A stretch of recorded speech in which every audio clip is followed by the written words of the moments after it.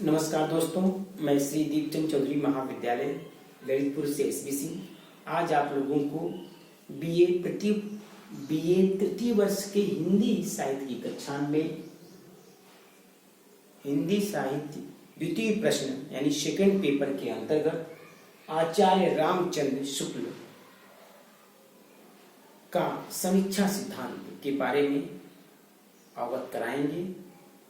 आप लोग ध्यान से पढ़िएगा और समझिएगा। जैसा कि बच्चों हम सभी जानते हैं कि आचार्य रामचंद्र शुक्ल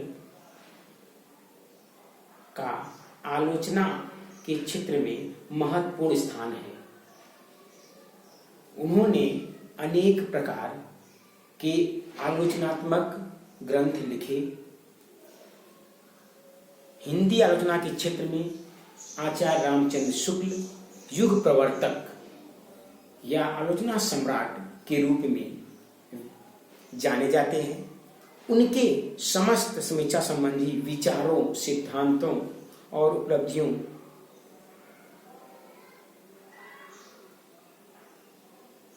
का उल्लेख हिंदी साहित्य में महत्वपूर्ण स्थान रखता है। भाव आचार्य रामचंद्र शुक्ल की आलोचना तो पुस्तक रस मीमांसा में भाव की व्याख्या करते हुए उन्होंने कहा कि प्रत्यक्ष यानी प्रत्यय बोध, अनुभूति और वेग युग प्रवृत्ति, इन तीनों के गूढ़ संश्लेष का नाम भाव है। उन्होंने भाव के तीन अवयवों का उल्लेख किया है: मूल मनोविकार, उसकी आंतरिक प्रक्रिया, उसकी बाह्य अभिव्यक्ति। कवि कर्म, आचार्य रामचंद्र शुक्ल ने कवि कर्म के दो विधान बताए हैं, विभाव पक्ष और भाव पक्ष को उन्होंने इस प्रकार परिभाषित किया है कि काव्य में विभाव ही मुख्य होता है। भावों के प्रकृति, आधार या विषय का कल्पना द्वारा पूर्ण या यथातथ्य प्रत्यक्षीकरण कवि का सबसे पहला और आवश्यक काम है। ठीक, उनके अनुसार विभाव काव्य में महत्वपूर्ण है और कल्पना का मुक्त विचरण भी वही संभव है। ठीक, भाव के साथ साथ विभाव, अनुभाव, संचारी भाव का भी उन्होंने विवेचन किया है। अनुभाव को वे आश्रय की चेष्टा और विभाव को आलंबन की चेष्टा मानते हैं। ठीक है, शुक्ल जी के अनुसार जो भाव ऐसे हैं जिन्हें किसी पात्र को प्रकट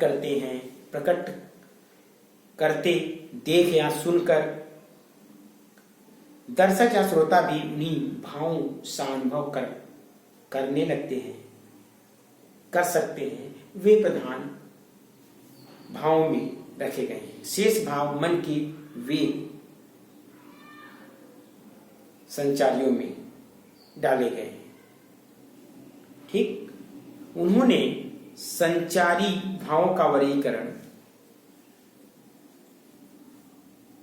इस प्रकार किया है: सुखात्मक, दुखात्मक, उभयात्मक और उदासीन। स्वरूप की दृष्टि से 5 भेद बताए हैं: स्वतंत्र विषय मुक्त भाव, मन के वेग, अंतःकरण प्रवृत्ति, मानसिक अवस्था, शारीरिक अवस्था।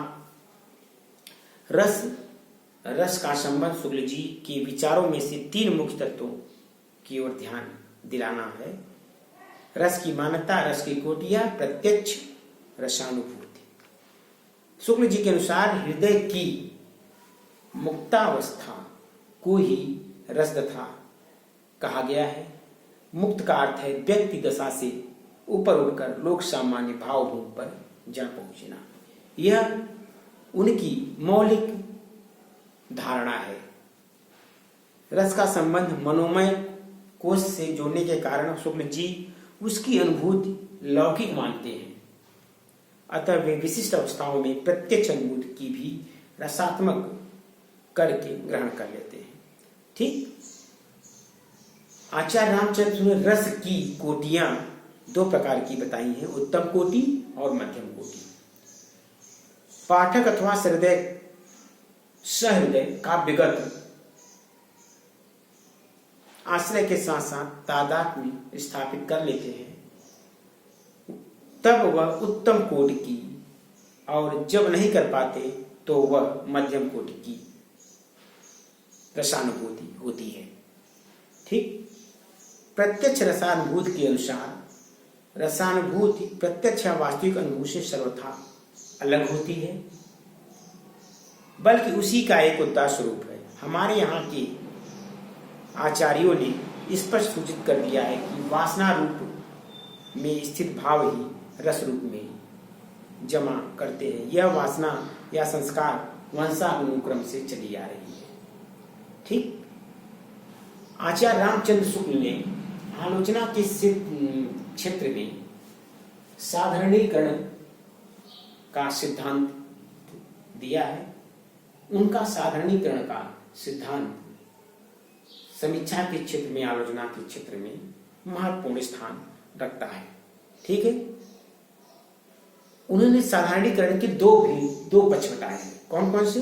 साधारणीकरण का स्वरूप, साधारणीकरण आलंबन का होता है। इस पर वो अपना फोकस करते हैं। शुक्ल जी के अनुसार जब तक किसी भाव का कोई विषय इस रूप में नहीं लगाया जाता है कि वह सामान्यतः सबसे उसी का आलंबनत्व हो सके, तब तक उसमें रस उद्बोधन की पूर्ण शक्ति नहीं आती। इसी रूप में लाया जाना हमारे यहाँ साधारणीकरण कहलाता है। यानी हमारे आलोचना साहित्य में, आलोचना जगत में साधारणीकरण कहलाता है। साधारणीकरण आलंबन का होता है, ये शुक्ल जी ने स्वीकार करते हुए कहा है कि साधारणीकरण आलंबन का होता है। इससे सिद्ध हुआ है कि साधारणीकरण आलंबन धर्म का होता है। व्यक्ति तो विशेष ही रहता है, पर उसमें प्रतिष्ठा ऐसे सामान्य धर्म की रहती है जिसे साक्षात्कार से सब श्रोताओं या पाठकों के मन में एक ही भाव का उदय थोड़ा बहुत होता रहता है। ठीक है।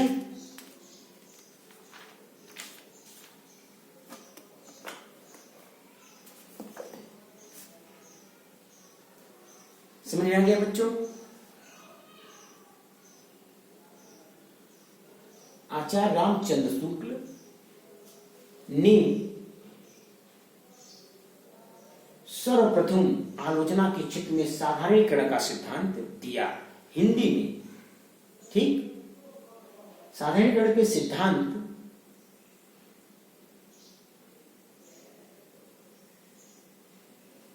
देने के कारण उन्हें आलोचना के क्षेत्र में युग प्रवर्तक के रूप में स्वीकार किया गया। ठीक है बच्चों, आज के लिए इतना ही बच्चों। उम्मीद करता हूं कि आचार्य रामचंद्र शुक्ल के समीक्षा सिद्धांत के बारे में मैंने जो संक्षिप्त रूप से जानकारी आपको प्रदान की, वह आपको अच्छी तरह से समझ में आ गई होगी। ठीक है बच्चों, आज के लिए इतना ही। बहुत बहुत धन्यवाद।